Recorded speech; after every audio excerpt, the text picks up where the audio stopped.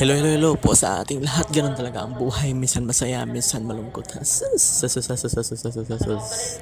Dahil ngayon, dahil meron tayong work, ay wala tayong ibang magawa kundi mag-break time muna, mamahinga muna dahil katatapos pa lang magtrabaho.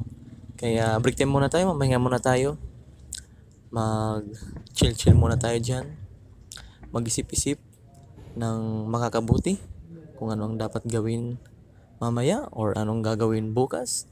Isip-isip lang muna kung anong mga magagandang gagawin.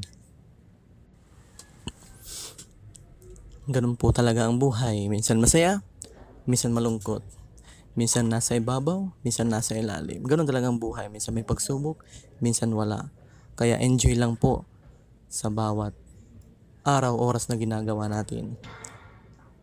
Ito lang pong masasabi ko. Mahalin niyo po yung trabaho niyo. Bigyan niyo po ng oras at ng time. Mahalin niyo po at mag-enjoy po kayo sa trabaho niyo.